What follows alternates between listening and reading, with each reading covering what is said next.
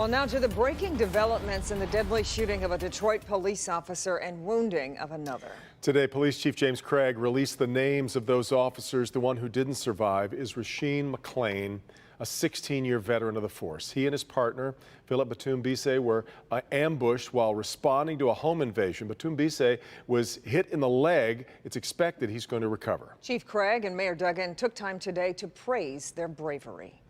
One thing that stood out for me relative to Officer McClain, he was a leader, very tactical, very much about doing a great job. It's a reminder to us of what our officers are facing, particularly in these domestic violence situations where emotions run so high and violence shows up suddenly and unpredictably.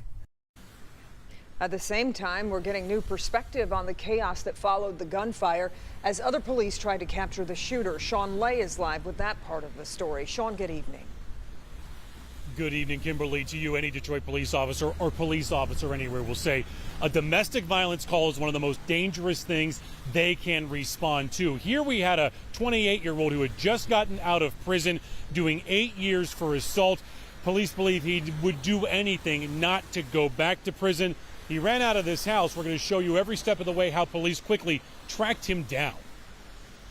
As soon as I sat down, the world exploded. Neighbors in shock over Detroit police coming under fire Wednesday night. I got on the floor.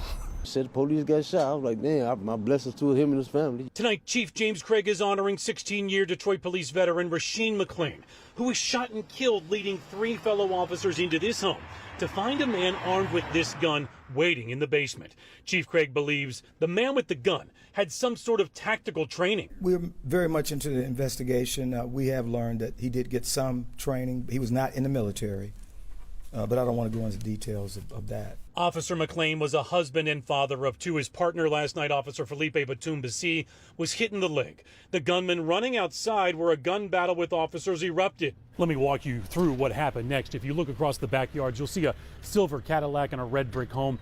That's the home where the shooting took place. Police got here. They started following a trail of blood. It led to this driveway a few doors down, right through here.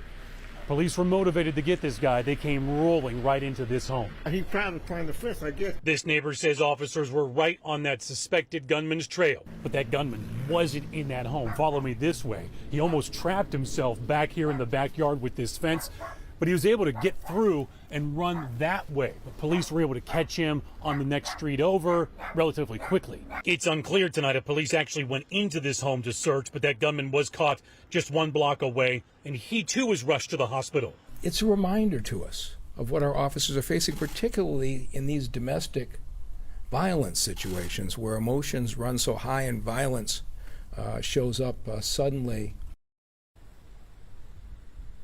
Officer McClain's partner shot in the leg, still recovering in the hospital tonight. The suspect, 28 years old, we're not naming him, hasn't been charged yet. He was hit in the arm by a shotgun blast from an officer that was standing out here as he was trying to run towards them with that gun. Still in the hospital tonight again, hasn't been charged yet. Back to you.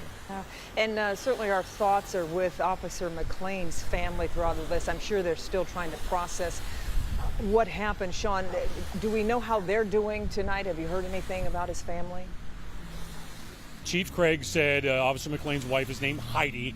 They met with her. Very, very tough time, as anyone can imagine. And tonight she has placed on her Facebook page a thin blue line symbol. Oh, yeah, and I understand they had children as well.